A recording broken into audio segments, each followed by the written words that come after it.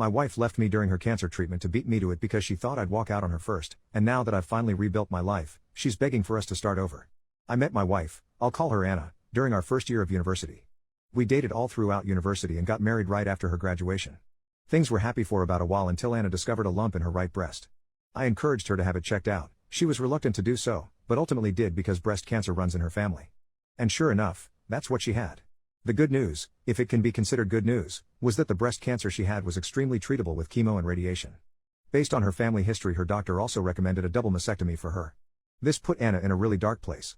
I suggested she go to therapy, but she outright refused and said she never wanted to hear me suggest that again. So I did my best to be encouraging and supportive to her. I took time off work to be at every appointment with her. I took on 100% of the household chores both inside and out. I did all of the shopping. I drove Anna everywhere she wanted to go. I planned out special dates for us. I gave her an hour-long foot massage every night. I literally did whatever I could to help. About 6 weeks into her treatment, Anna brought up the idea of going to stay with her sister Sarah for a week. This honestly relieved me as I was burning the candle at both ends trying to accomplish everything, and I thought some time apart would help the both of us. 2 nights into her stay with Sarah, Anna called me and said she wanted a divorce. She said she had read a lot about men who abandon their wives when their wives get sick, and that she was determined to leave me before I could leave her. I can't put into words how much this crushed me. I loved my wife. She was my everything. I begged her to reconsider. I told her I had never thought of leaving her, not even once. I asked her again to go to therapy, but she refused again. I asked her to go to couples therapy with me. She wouldn't. I asked her what I could do to convince her I wanted to stay. She said there was nothing, that I am a man and therefore I would leave. End of story. It took about a year because of where we lived, but eventually everything was finalized. I ended up selling the house and splitting the proceeds between me and my now ex-wife. I didn't want to stay in that town anymore, so I put in a transfer request at my job and ended up moving to a town about 2 hours away. For the past couple of years, I've been focusing on myself more. I got a dog. I've been on a few dates but nothing serious. I picked up hiking as a hobby and started gardening. But out of the blue, Anna called me 3 weeks ago. She said she'd been in town on a trip with friends and saw me, and all of her old feelings rushed right back to her. She said she was sick and out of her mind at the time, and that I couldn't hold her words or her actions against her. She said she still loved me, that she always had, and that she regretted leaving me. She begged me to give her another chance. I'm so confused. If I'm being honest, I still love Anna, but I'm no longer in love with her, if that makes sense. She broke my heart. I was devastated when she ended things. It took me a long time to get my head on right. But I also know she really was in a bad place because of the cancer. Do I owe it to her and what we had to hear her out? I'm scared that if we reconnect, I'll always feel like she'll have one foot out the door. But maybe that's unfair? I don't know what to do. Should I give her another chance like she wants? Relevant comment: I never recommend couples getting back together unless the issues that drove them apart are fixed. Cancer was not the problem. Lack of communication, trust and a willingness to compromise was, on her end. She made unilateral decisions without caring how it affected you. She refused therapy. The way you're writing this, it's still all about what she wants. Which sounds like the dynamic that destroyed your marriage. So what changed? I wouldn't do it. But if you want to open the door, you need to start with brutally honest couples therapy, and her active and honest participation is non-negotiable and a deal-breaker otherwise. Have the therapy to hash out and bury the past, and see if dating is an eventual possibility. You guys need to start from scratch. And it's okay if you try it and you can't move on like she expects you to. She hurt you, regardless of her motivations. Sometimes you can't undo things.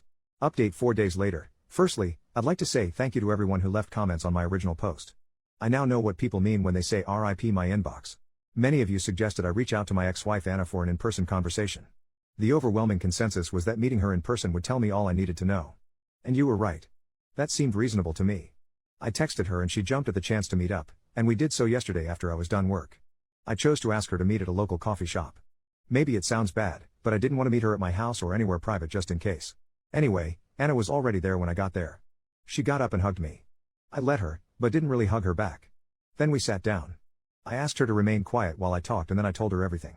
I'm gonna sum it up here because I honestly don't remember everything I said. I think I talked for like 10 minutes solid while she just sat there and teared up. But I told her things like how much she had devastated me.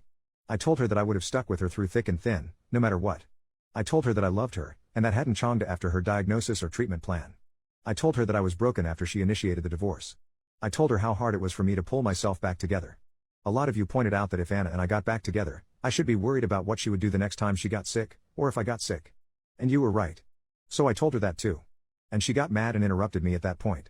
She said I was being unfair. That I wasn't taking into consideration her mental health at the time. She said she wasn't thinking straight, but that now she was. I took the chance to ask her if she'd been to therapy. She told me she hadn't, and that she had no plans to, and that she didn't need it. I have to admit, that crushed me a little. So I asked her why. Just. Why? It's the one question I've really wrestled with over the months. And she said that she'd gone looking for support groups and found a lot of women who had stories about their partners leaving. She even mentioned Reddit, funnily enough. She said she talked it through with her sister Sarah. Anna said that Sarah, to her credit, had tried to dissuade her from divorcing me. But that between social media and some of Anna's friends, Anna felt like she had to go through with it to be seen as a strong woman. That is word for word what she said to me. I don't remember anything else exactly, but I will never forget that. She broke my heart and threw away our relationship because somehow in her mind that translated to being a strong woman. She then started trying to tell me we could get back together again, but at that point I just told her flat out that wasn't happening. What it comes down to for me is that I just can't trust her. I would always be worrying about the same thing happening again. She cried a lot and tried convincing me for a little while. When I got up to leave, she threw her iced coffee in my face and stormed out. So yeah. We're definitely not getting back together. I have the closure I always wanted. I wish it felt better. I've been dwelling on it for the past day and a half. I keep wondering if there's something I could have done better, some way I could have saved our relationship. But I know there's not. I've blocked her number and I kind of hope I never hear from her again.